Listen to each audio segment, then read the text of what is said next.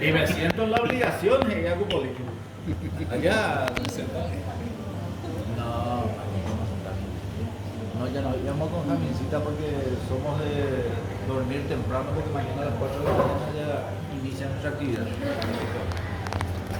Y recordarles de que estamos dentro de un club que no es un club. Es una institución con muchos valores que es nuestro Rotary Club Asunción Catedral.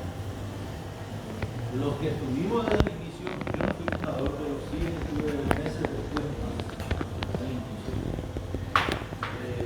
Casi la gran mayoría salieron. Los que quedaron es Emilio, Romy y yo.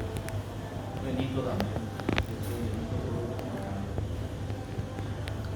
Lo que sucede en todas las instituciones, y especialmente en el Paraguay, hoy día, es la falta de valores y esa poca ética o una falta de dignidad.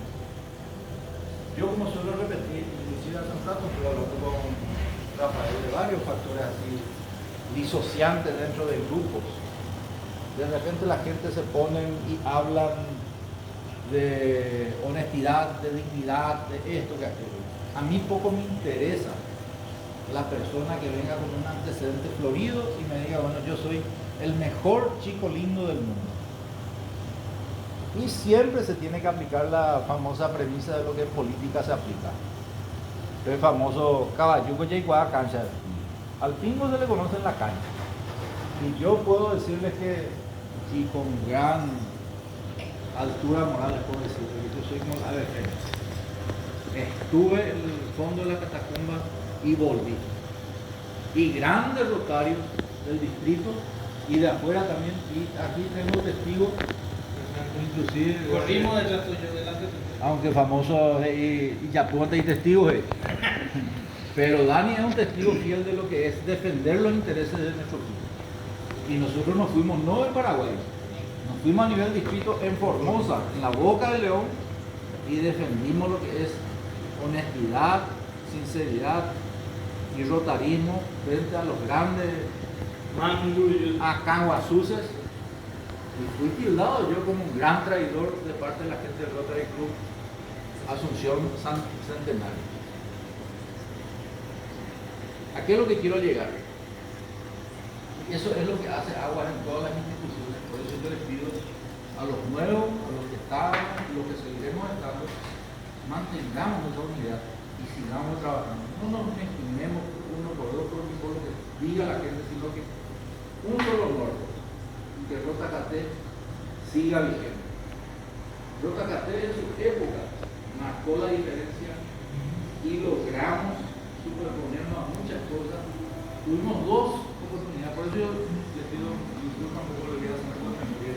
En dos oportunidades prácticamente el club desapareció por razones obvias, ¿verdad? La ingenuidad de nuestros compañeros, yo también incluido, que siempre los Rotary creemos que el otro es gente buena. Entonces así vino una hermana chilena, nos pasó lica por el orto, disculpe señora la expresión, Por acá. y se llevó en su época $6,000, que en el año 91 era mucha plata. Así también después ocurrió con la innombrable, que justamente fuimos a defender los intereses acá mi subdelegado que rapó antes de tiempo. Terminó la residencia, estaba en la frontera. Perdón. Esa persona, después de que se le confrontó y se le dijo, señora, usted tiene que hacer bien las labores, no sé, fue la residencia de Amalio, ¿verdad? Presenta Amalio. Vino y dijo, no, yo, qué sé yo, robé $6,000, pero le voy a devolver 2.500. Y ha habido un socio dentro del club y dijo, no, ya te agarran a peja topa. Yo le dije, Está ausente ahora. sí, está ausente. Y yo le dije tanto como hablaba, no, nosotros no queremos los $2.500, ni tampoco queremos que devuelva el dinero. Lo que queremos es que el distrito se sincere y venga y diga, señores, nosotros fallamos y queremos que nos disculpen. Nunca pidieron. Aún así tampoco hay rencor, odio ni resentimiento, sino que yo les hago memorias más los nuevos y los que estábamos también. Esto también fue uno de los grandes adalides de la jornada épica de nuestro club. Por eso le digo, todo lo que hemos pasado y seguimos vigentes. Tuvimos la pandemia, tuvimos un presidente, pero fueron de letra mayúscula. Claudio, que no está presente, pero Claudio hizo la diferencia a nivel digital, y hoy día fue nombrado el presidente coordinador que era Judith, que es otra gran baluarte.